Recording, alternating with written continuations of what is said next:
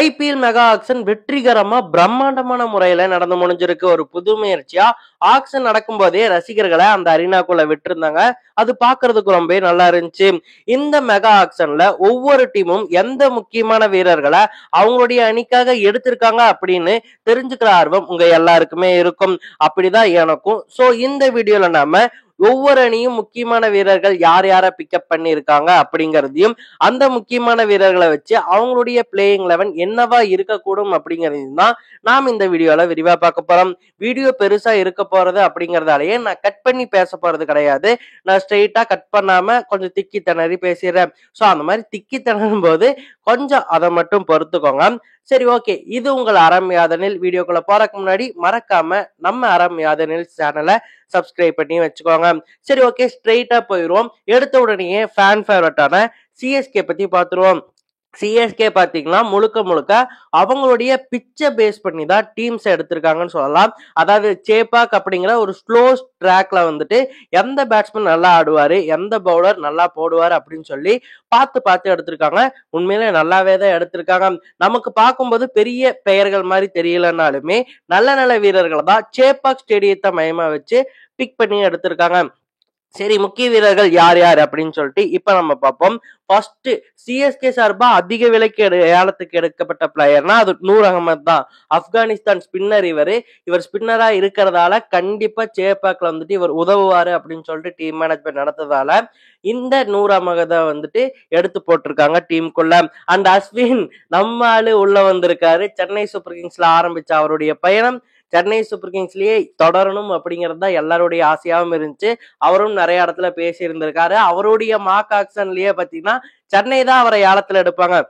So அதன்படியே அவரின் ஆசைப்படியும் சரி, தமிழ்நாட்டு ரசிகர்கள் ஆசைப்படியும் சரி, சிஎஸ்கே ரசிகர்கள் ஆசைப்படியுமே சரி, அஸ்வின் அண்ணா சென்னை சூப்பர் கிங்ஸ்க்கு வந்துட்டாரு. இது மிகப்பெரிய பிராண்ட் வேல்யூ கொடுக்கும். 9 கோடிக்கு எடுத்திருக்காங்க. 9 கோடியே 70 லட்சத்துக்கு எடுத்திருக்காங்க. அண்ட் டெவான் கான்வே எடுத்திருக்காங்க. கலீல் அகமது நல்லா இப்ப பவுலிங் பண்ணிட்டு வர்றாரு. கலீல் அகமது எடுத்திருக்காங்க. அந்த ரச்சின் ரவீந்திரா, ரகுல் திரிபாதி அண்ட் சாம் கரன் மறுபடியும் உள்ள வந்திருக்காரு. சாம் கரன் முன்னாடி சுட்டி குழந்தையா இருந்தாரு சிஎஸ்கேக்காக. இப்போ பெரிய பையனா மாதிரி வந்திருக்காரு. அண்ட் சாம் கரனுக்கு அப்புறம் நேத்தன் எல்லிஸ் ஆஸ்திரேலியன் பவுலர் உள்ள வந்திருக்காரு. அண்ட் தீபக் உட்டாவை முக்கியமா எடுத்திருக்காங்க. விஜய் சங்கர், ஸ்ரேயாஸ் கோபால் அண்ட் முகேஷ் சௌத்ரி இவங்க எல்லாரையுமே டீமுக்குள்ள பிக் பண்ணி போட்டிருக்காங்க. அதோட சேர்ந்து இந்த பிளேயிங் 11 என்னவா இருக்கும் சிஎஸ்கேக்கு அப்படின்னு பாத்தீங்கன்னா ரொம்ப நல்லாவே தான் இருக்கு. யாராவது பிளேயிங் 11 இருப்பான்னு கேட்டீங்கன்னா அப்கோர்ஸ் ரீடைன் பண்ண பிளேயரான ருத்ராஜ், பதிரானா, சிவம் துபே, ஜட்டு, எம்எஸ்டி தலா கண்டிப்பா இருப்பாரு. கேப்டனா ருத்ராஜ் தான் இருப்பாரு. அதுல வேற எந்த மாற்றமும் கிடையாது. கடைசி சீசனா இருந்தாலுமே தோனி வந்துட்டு இருக்க போறது இல்ல. அது நமக்கு தெரிஞ்ச விஷயம் தான். சோ ருத்ராஜ் தான் இருக்க போறாரு. அவங்க கூட யார் அந்த மிச்சம் இருக்கக்கூடிய 6 பிளேயர் அப்படின்னு கேட்டீங்கன்னா எனக்கு தெரிஞ்சு நூர் அகமது கண்டிப்பா இருப்பாரு. அஸ்வின் கண்டிப்பா இருப்பாரு. டெவான் கான்வே கண்டிப்பா இருப்பாரு. கலீல் அகமது வந்துட்டு பவுலிங்காக கண்டிப்பா இருப்பாரு. அண்ட் ரச்சின் ரவீந்திராவும் இருப்பாரு. அண்ட் பேட்ஸ்மேனா இந்தியன் பேட்ஸ்மேனா மிடில் ஆர்டர்ல ரகுல் திரிபாதி தான் இருப்பாருன்னு சொல்லிட்டு எனக்கு தோணுது. ஏன்னா ஸ்பின் வந்துட்டு ரொம்ப சூப்பரா ஆடுவாரு. ஸோ சேப்பாக் ஸ்டேடியத்துல இவரை மாதிரி பேட்ஸ்மேன் இருக்கிறது வந்துட்டு சிஎஸ்கேக்கு ஒரு வரன்னே சொல்லலாம். ஸோ இவங்க தான் பிளேயிங் 11ல இருப்பாங்க அப்படின்னு சொல்லிட்டு நான் நினைக்கிறேன். நீங்க வேற யாராவது இந்த பிளேயிங் 11ல இன்க்ளூட் ஆவாங்க அப்படின்னு நீங்க நினைக்கிறவங்கள கமெண்ட்ல சொல்லுங்க. ஸோ இவங்க தான் பிளேயிங் 11. யாரத்தால பாத்தீங்கன்னா ஓரளவுக்கு நல்ல டீம், அதாவது சேப்பாக் அமையப்படுத்தி ஒரு நல்ல டீமை தான் எடுத்திருக்காங்க. நம்ம அப்படியே பாத்தீங்கன்னா அடுத்து சிஎஸ்கேவின் பரம விரோதியான மும்பை இந்தியன்ஸுக்கு போயிடுவோம். மும்பை இந்தியன்ஸ் கடப்பார லைனப்னு சொல்லுவோம்ல, அதை ஒவ்வொரு முறையுமே நிரூபிச்சிட்டு இருக்காங்க. இந்த தடவையும் அப்படிதான் எடுத்திருக்காங்க. உதாரணத்துக்கு பாத்தீங்கன்னா நான் வந்து ஃபர்ஸ்ட் பிளேயர்ஸ் யாருன்னு சொல்லிடுறேன். எடுத்த உடனே ஹையஸ்ட் பிட் பிளேயரா பாத்தீங்கன்னா போல்ட் தான் இருக்காரு. போல்ட 12 கோடி 50 லட்சத்துக்கு எடுத்திருக்காங்க. போல்டு இருக்கும்போது கப் அடிச்சது உங்க எல்லாருக்குமே தெரியும். போல்டு பூம்ராவை மாத்தி மாத்தி எல்லா டீம் பிளேயர்ஸுமே திணற அடிச்சாங்க. போல்டு ஃபர்ஸ்ட் ஓவர்லயே விக்கெட் எடுக்கக்கூடியவர், ஃபர்ஸ்ட் பால்லயுமே விக்கெட் எடுக்கக்கூடியவர் உங்க எல்லாருக்குமே தெரியும். போல்ட் இருக்காரு. அடுத்து பாத்தீங்கன்னா தீபக் சகரை விட்டு கொடுத்திருக்காங்க சிஎஸ்கேன்னு தான் சொல்லணும். தீபக் சகருக்கு வந்து இன்ஜுரி ப்ரோனாவே இருந்தாலுமே தீபக் சகருக்கு ஆல் அவுட்டா தான் போனாங்க. ஸோ 9 கோடி 25 லட்சத்துக்கு தீபக் சகரை எடுத்து போட்டிருக்காங்க. தீபக் சகர் நல்லா பவுலிங் பண்ணுவாரு அப்படின்னு சொல்லிட்டு நம்ம நம்புவோம். தீபக் சகரை எடுத்திருக்காங்க.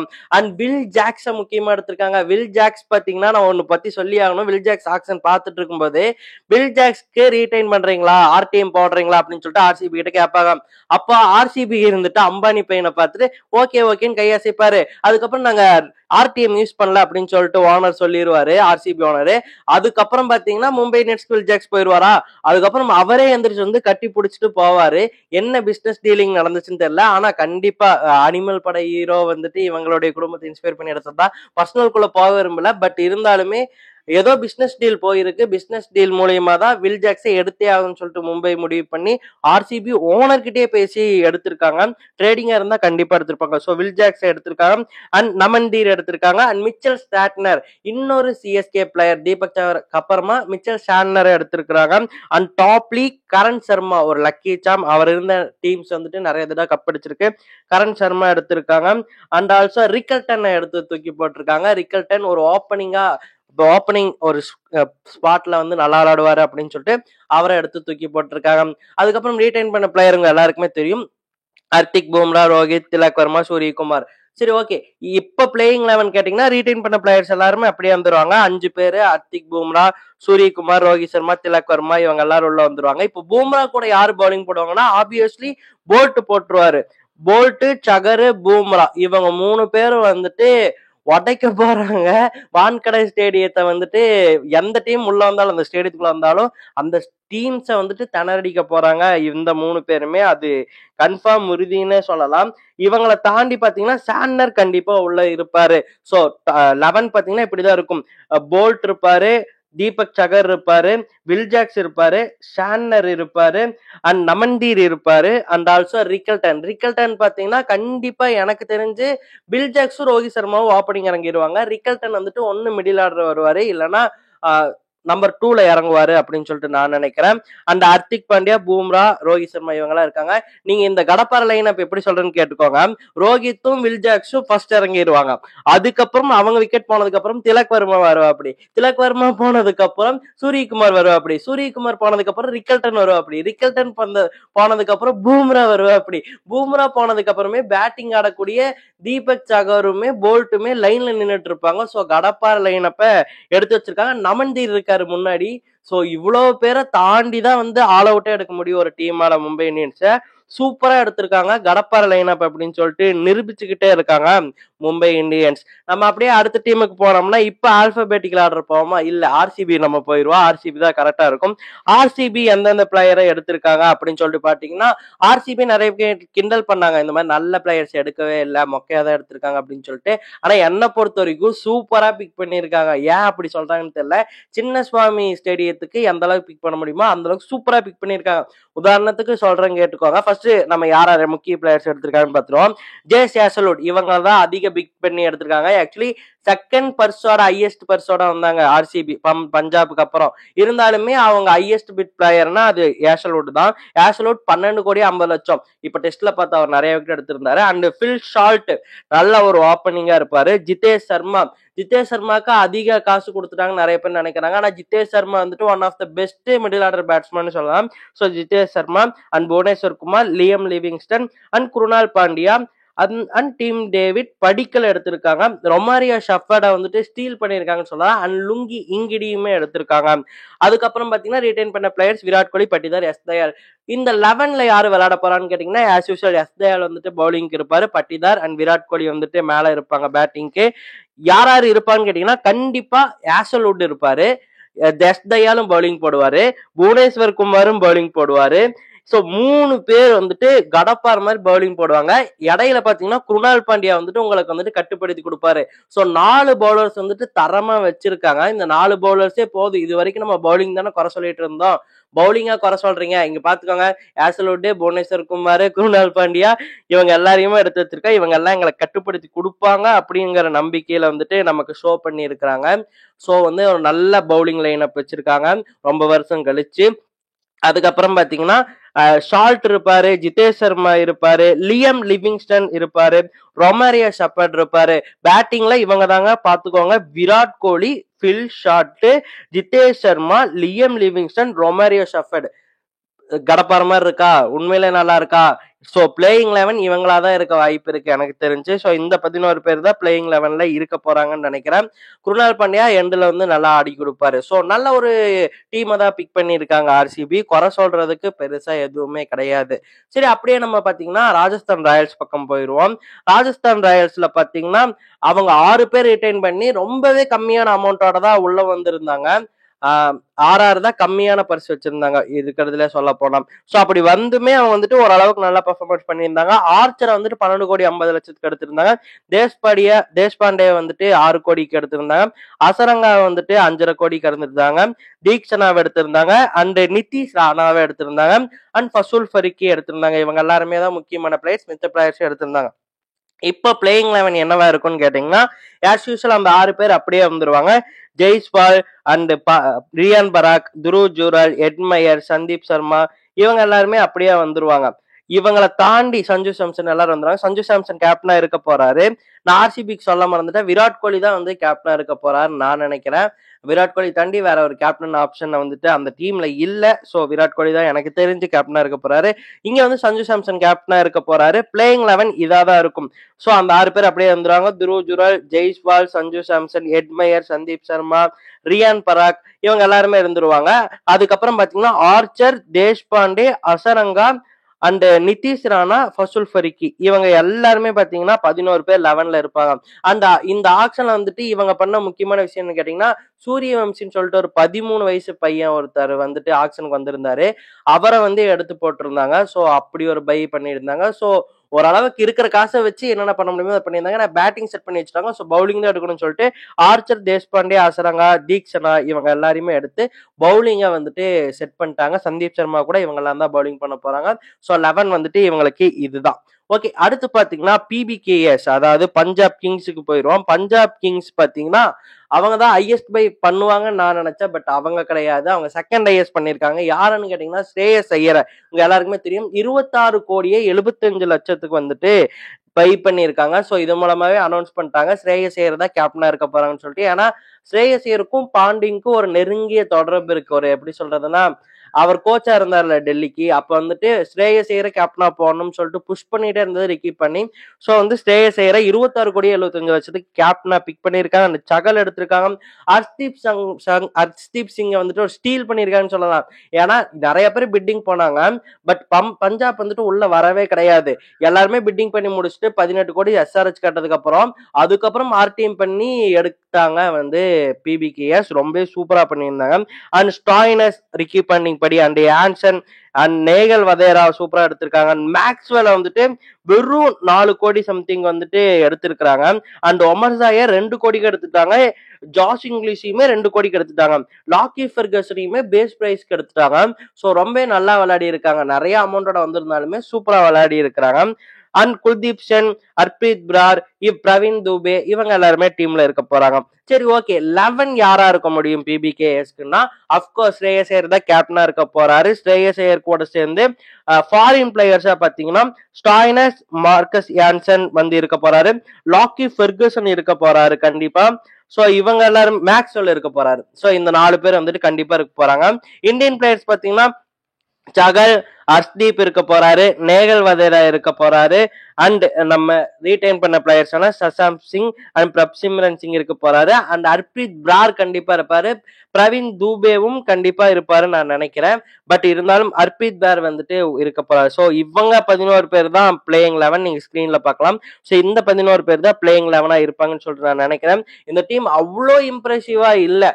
பட் இருந்தாலுமே வந்துட்டு ஓரளவுக்கு நல்லா இருக்கு. பவுலிங் நல்லா இருக்கு. அண்ட் எல்லாரும் ஃபார்ம்ல இருந்தாங்கன்னா இந்த டீம் ஜெயிக்கும்.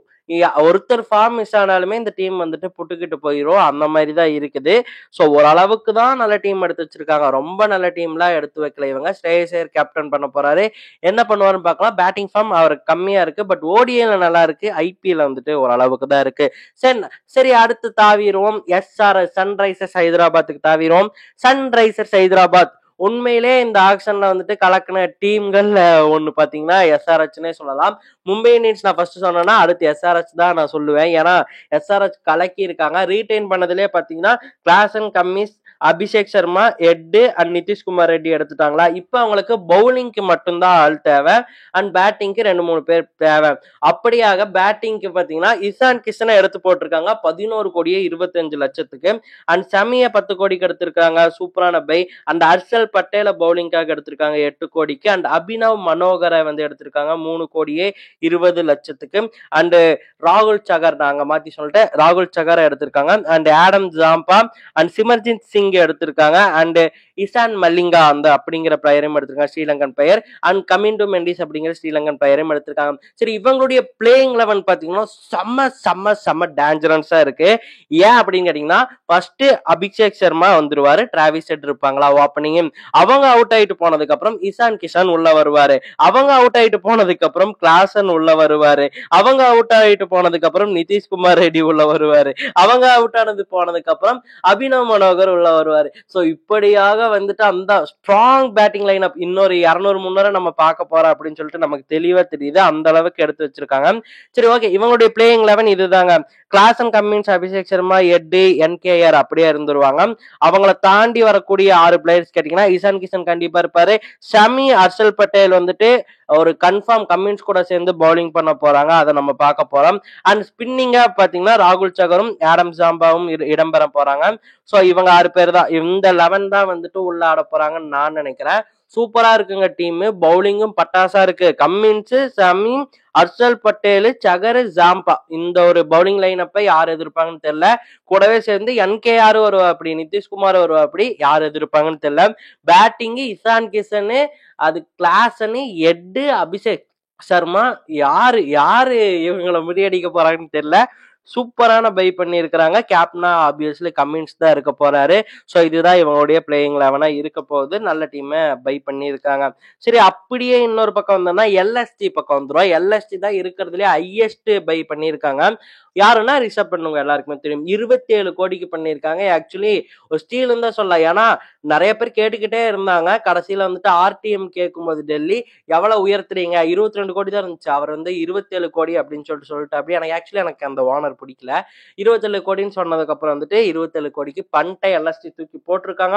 அண்ட் ஆவேஸ்கான 9 கோடிக்கும், ஆகாஷ் தீபை 8 கோடிக்கும், டேவிட் மில்லரை 7 கோடி 50 லட்சத்துக்கும் அண்ட் மார்ஸ் 3 கோடி 40 லட்சத்துக்கும், மார்க்ரம 2 கோடிக்கும் ஸ்டீல் பண்ணி இருக்கிறாங்க. சோ இவங்களுடைய பிளேயிங் 11 என்னவா இருக்கும்னு கேட்டீங்கன்னா, first of all Pooran, Bishnoi, Mayank Yadav and Mohsin Khan and Ayush Badoni இவங்க எல்லாருமே அப்படியே உள்ள வந்துருவாங்க.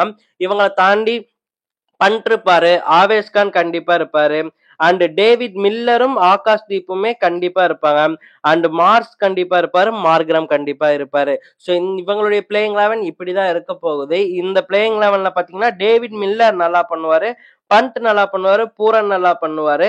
அதுக்கப்புறம் அவங்களுடைய பேட்டிங்ல ஆயுஷ் பதானி நல்லா பண்ணுவாரு. இருந்தாலுமே அவங்க பேட்டிங்ல வந்துட்டு ஓரளவுக்கு சந்தேகம் இருக்கு. இடையில இருக்கக்கூடிய 2 பேரை யாரை சூஸ் பண்ணுவாங்க? அப்துல் சமத சூஸ் பண்ணுவாங்களா, இல்லைன்னா ஆகாஷ் தீபை சூஸ் பண்ணுவாங்களா, என்ன அப்படிங்கிறது வந்துட்டு நமக்கு தெரியல சரியா. பட் ஓரளவுக்கு ஒரு டீம் எடுத்திருக்காங்க. ஒரு நல்ல டீமை தான் எடுத்திருக்காங்கன்னு சொல்ல, ஓரளவுக்கு ஒரு டீம்ல எடுத்திருக்காங்க. ஸோ எல்எஸ்டிக்கு கேப்டனா பண்ட் இருக்க போறாரு. ரிஷப் பண்ட்டை லீட் பண்ணி கூட்டிட்டு போக போறாங்க எல்எஸ்டி. எல்எஸ்டி எப்படி பெர்ஃபார்ம் பண்ண போறாங்க நம்ம பொறுத்திருந்து பார்ப்போம்.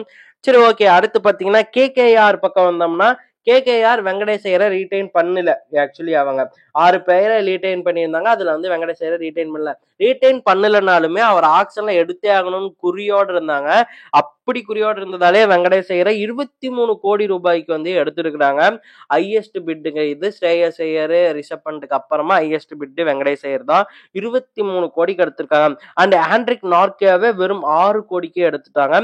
டிகாக்கையும் வெறும் 3 கோடிக்கு எடுத்துட்டாங்க. அண்ட் அங்கிரிஸ் ரகுவன்சி அப்படிங்கிற பிளேயரை 3 கோடிக்கு எடுத்திருக்காங்க. இந்த பிளேயர் பாத்தீங்கன்னா அண்டர் 19ல ஒரு ஹையஸ்ட் ரன் ஸ்கோரர், நல்லா ஆடுவாருங்க. உண்மையிலேயே நிறைய பேர் தெரியாது, பட் அண்டர் 19 வேர்ல்டு கப்லாம் சூப்பர் ஆடி இருக்காரு இவரு.